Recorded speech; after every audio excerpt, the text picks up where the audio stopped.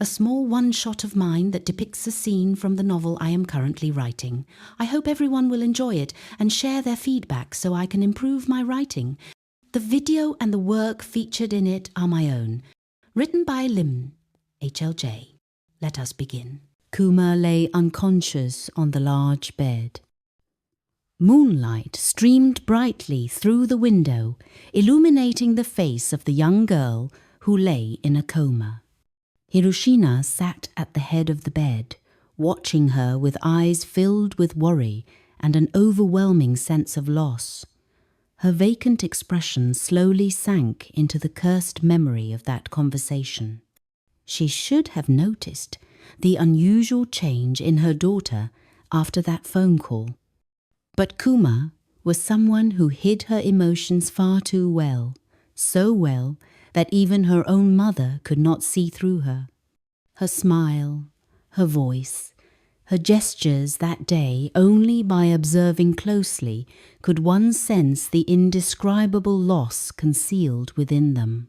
Gently stroking Kuma's pale face, Hiroshina took hold of the girl's hands, which were covered in needle marks from IV drips, and rubbed them softly to warm them. Her gaze shifted to the left side of Kuma's chest, where her heart rose and fell weakly. Hiroshina let out a heavy breath.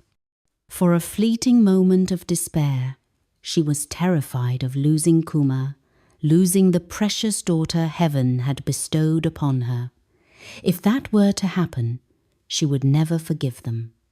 She would kill them, torment them, make them suffer a fate worse than death, forcing them to endure 100, 1,000 times over what they had done to her daughter. But the faint heartbeat beneath her palm pulled her back from that abyss. It ignited a fragile hope, reminding her that Kuma was still alive and that one day, when she awoke, she would still call her mother in that familiar, loving voice. "I miss you so much. Please wake up soon, my little snow bear." Her whisper echoed softly in the silent room. No matter how strong a person may be, they will still shed tears when their loved ones are hurt. Hiroshina was no exception. The world believed the Hamada family to be cold-blooded, emotionless, and indifferent people who would never care about the life or death of their own kin. But that belief was a mistake. Members of the Hamada family could feel pain and cry just like anyone else. They simply wore a mask of indifference and solitude, showing it to the world to declare that they were untouchable. In truth, they cared deeply for one another and stood together through every hardship. Knock, knock. The steady knocking broke the stillness of the darkened room. Hiroshina snapped out of her thoughts and looked toward the door. "Mom, may I come in?" Lucas entered, carrying a tray of steaming porridge and a glass of warm milk. He walked over, set the tray down, glanced at the unconscious Kuma, then turned to Hiroshina. "Mom, you haven't eaten properly for 2 days. Aunt Eris made some porridge downstairs and asked me to bring it up for you. Please eat it while it's still hot. Don't let her kindness go to waste." He handed the tray to her. Hiroshina hesitated for a moment before accepting it.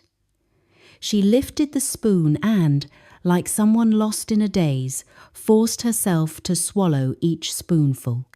Watching her eat like that made Lucas's heart ache. After she had eaten half the bowl, she suddenly remembered something. She looked up at Lucas anxiously, her eyes filled with expectation. What did they say about Kuma's condition? Did they say when she might wake up? Seeing the hope in her expression, Lucas did not dare tell her the truth. He stood there in silence, gazing at his sister lying on the large bed, drowning in the chaos of his own thoughts. Deep down, he feared that his sister no longer wished to live.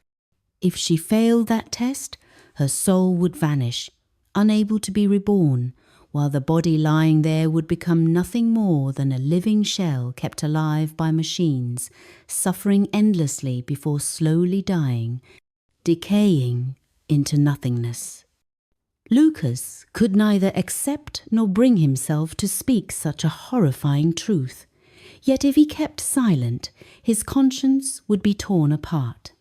He could not allow Hiroshina to cling to false hope, only to be crushed later by guilt for failing to protect her daughter.